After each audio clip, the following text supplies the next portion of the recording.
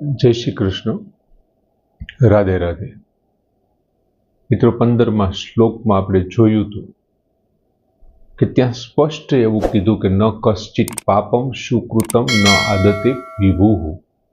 आ जे सर्वव्यापी परम तत्व छे, परमात्मा छे, भगवान छे।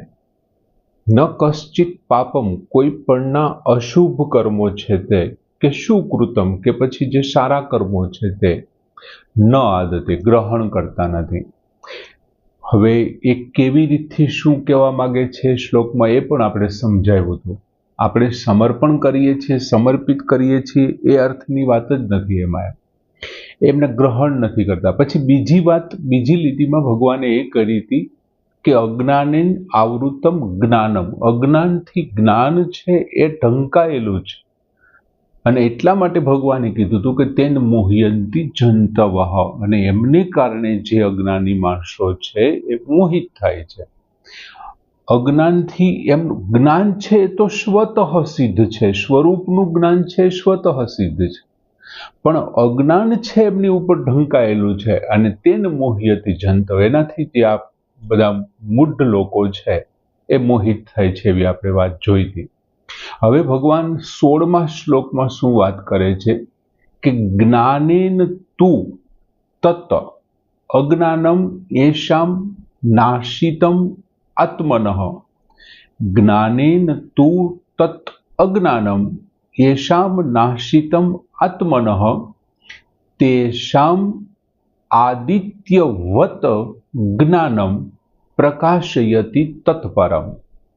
अहीं फरी पाछा भगवान ए ज वात करे छे जे ज्ञान अने अज्ञाननी आगला पूर्व श्लोकमां वात करी कि अज्ञानेन ज्ञानम आवृत्तम, अज्ञान वडे ज्ञान छे ढंकायेलुं छे। હવે અહીં ભગવાન શું કહે છે? તું થી શરૂ કર્યું છે, એટલે કે આગળના શ્લોકમાં આ છે એમનાથી વિરોધની વાત કંઈક રજૂ કરવા માંગે છે, એટલે તું થી અહીંયા આ તું પદ આપેલું છે। પરંતુ તું એટલે પરંતુ, પછી જો જ્ઞાનેન તત અજ્ઞાનમ યેષામ નાશિતમ આત્મનમ, હવે યેષામ એટલે જેમણે, યેષામ પરંતુ જેમણે, યેષામ એટલે જેમણે, આત્મનઃ એટલે પોતાના, એ જ પેલી લીટીનો છેલ્લો શબ્દ, આત્મનઃ એટલે પોતાના, જ્ઞાનેન એટલે જ્ઞાન વડે, યેષામ આત્મનઃ તુ યેષામ આત્મનઃ જ્ઞાનેન, પરંતુ જેમણે પોતાના જ્ઞાન વડે શું કર્યું છે? જ્ઞાનેન તુ, તો કે તત અજ્ઞાનમ, તે અજ્ઞાનનો, તે અજ્ઞાનને નાશિતમ, નાશ કરી નાખ્યું છે। પરંતુ જેમણે આત્મનઃ જ્ઞાનેન, પોતાના જ્ઞાન વડે, જે પોતાના જ્ઞાન વડે તત અજ્ઞાનમ નાશિતમ, તે અજ્ઞાનને નાશ કરી નાખ્યું છે। હવે એમનું શું છે? તો બીજી લીટીમાં કહે છે કે તેષામ, તેષામ એટલે એમનું, તેમનું એ, તેષામ પછી જો આદિત્યવત જ્ઞાનમ, તેષામ જ્ઞાનમ, તેમનું એ જ્ઞાન, કોની વત? તો કે આદિત્યવત, સૂર્યની જેમ। કોની જેમ? તો કે સૂર્યની જેમ। પછીનો શબ્દ આપ્યો છે પ્રકાશયતિ તત્પરમ, પરમ, તત્પરમ, તે જ્ઞાન છે એ પરમ, પરમ એટલે સચ્ચિદાનંદ ઘન સ્વરૂપ, ઘન પરમાત્મા તત્વને, પરમાત્માને, સચ્ચિદાનંદ ઘન પરમાત્માને પ્રકાશયતિ, પ્રકાશિત કરી દે છે। તેષામ પછી જો તત્પરમ છેલ્લો શબ્દ છે ને ત્યાંથી તત લઈ લઈએ, એટલે તેષામ તત જ્ઞાનમ, તેમનું તે જ્ઞાન, આદિત્યવત, સૂર્યની માફક, સૂર્યની જેમ, પરમ એટલે સચ્ચિદાનંદ પરમાત્માને અથવા પરમ તત્વને પ્રકાશયતિ એટલે પ્રકાશિત કરી દે છે। તું યેષામ આત્મનઃ, પરંતુ જેમણે પોતાના જ્ઞાનેન તત અજ્ઞાનમ નાશિતમ, જ્ઞાન વડે તે અજ્ઞાનનો નષ્ટ, અજ્ઞાનને નષ્ટ કરી નાખ્યું છે, નષ્ટ કરી નાખ્યું છે। તેષામ તેમનું તત જ્ઞાનમ, તે જ્ઞાન આદિત્યવત સૂર્યની માફક પરમ પ્રકાશયતી પરમ તત્વને પ્રકાશિત કરે છે. સચ્ચિદાનંદ પરમ તત્વ જે છે એમને પ્રકાશિત કરે છે. હવે પૂર્વ શ્લોકમાં જે શબ્દ અજ્ઞાનીન શબ્દ વાપર્યો હતો ને એ જ અહીં વાત અજ્ઞાન શબ્દથી, અજ્ઞાનમ તત અજ્ઞાનમ એવા શબ્દથી આપેલું છે. તે અજ્ઞાનને તદજ્ઞાનમ જે બીજો શબ્દ છે તું પછીનો પૂર્વ શ્લોકમાં અજ્ઞાનેન લખ્યું હતું કે અજ્ઞાનેન આવૃત્તમ જ્ઞાનમ, એ અહીંયા તત અજ્ઞાનમથી લખ્યું છે અને તું શબ્દ છે એમનાથી જુદું છે એવું બતાવે છે. હવે તત અજ્ઞાનમ એટલે તે અજ્ઞાન. ત્યાં અજ્ઞાન શું હતું? સંસારની સત્તાનો સ્વીકાર અને પરમ તત્વનો અસ્વીકાર એ હતું.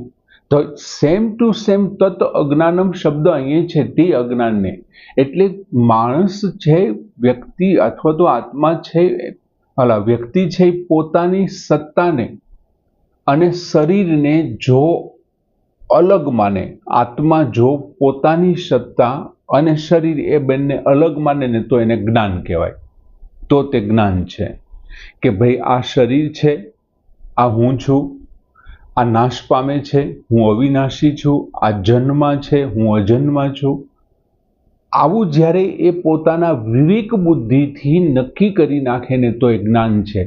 પણ જો પોતાની અને શરીરની પછી કોઈ પણ કારણોસર તાદાત્મ્યના ભાવને કારણે હોય કે મોહને કારણે, કામનાને કારણે કે આસક્તિના કારણે કોઈ પણ કારણોસર જો એ આ શરીરની ક્રિયા કરી રહ્યો છે, મારે હિસાબે થાય છે આવું માની લે અને પોતાની અને શરીરની સત્તાને જો એક માનવા માંડે ને તો એ અજ્ઞાન છે. તો કેવું છે? અજ્ઞાન છે. એટલે કે આ વિનાશશીલ સંસારના જે કંઈ આ સંસાર છે કેવો છે? વિનાશશીલ છે. પ્રત્યેક ક્ષણે નાશ થઈ રહ્યો છે. પ્રત્યેક ક્ષણે જેમ સંસાર પ્રત્યેક ક્ષણે નાશ થયો છે એમ શરીર, ઇન્દ્રિયો, આ તે બધા જે કર્મોના સાધનો છે એ પણ પ્રત્યેક ક્ષણે બદલી રહ્યા છે. આ વિનાશશીલ અને પરિવર્તનશીલ સંસારમાં આ જ્યારે પોતાને અંશમાં પોતાનું કંઈક અસ્તિત્વ મૂકી દે છે, પોતાની કંઈક સત્તા મૂકી દે છે, જેને આપણે હું પણ કહીએ છીએ કે આ હું કરું છું, મારે હિસાબે છે, મારે હિસાબે આ થઈ રહ્યું છે, આ હું પણ થયું એમ, આ હું છું, આ હું કરનારો છું, કર્તૃત્વની ભાવના એનામાં આવી.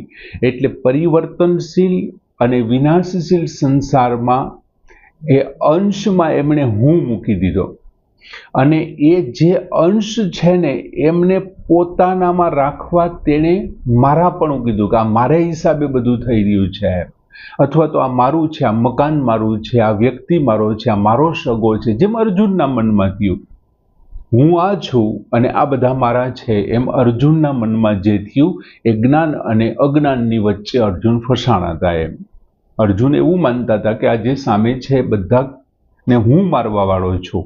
આ જે પરિવર્તનશીલ સંસારમાં એને હું ને મૂકી દીધો. બીજું, આ જે બધા જ પરિવર્તન થવાના છે, સંસાર સતત વિનાશશીલ છે, એવા બધા વ્યક્તિઓને એને મારા તરીકે લઈ લીધા. આ મારા દાદા છે, મારા મામા છે, મારા ભાઈઓ, મારા પુત્રો, મારા સસરા, મારા સાળા, આવું બધું લેવાને કારણે શું થયું? એને એમની અંદર બંનેની સત્તાને એક કરી નાખ્યું એમ, અને આ એમનું છે એ અજ્ઞાન હતું. હવે પરિવર્તનશીલ આ જે સંસાર છે એમના હું અને મારાપણાના બદલાવને એ જુએ છે.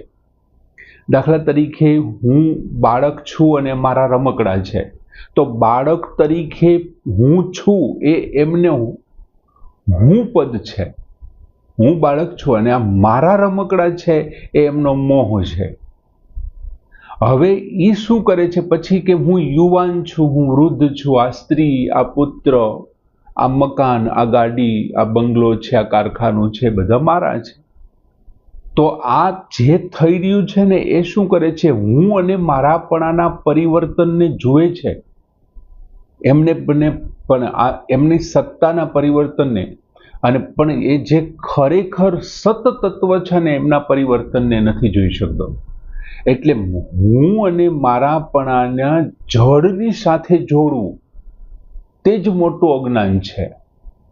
હું અને મારાપણાને આ શરીર સાથે એને જોડી દીધું ને એ જ મોટું અજ્ઞાન છે. અને ભગવાન શું કહે છે? આત્મનઃ જ્ઞાને, આત્મનઃ જ્ઞાન, પોતાના જ્ઞાનથી, આત્મનઃ જ્ઞાન પોતાના, તત અજ્ઞાનમ નાશિતમ, તે અજ્ઞાનનો નાશ કરે છે.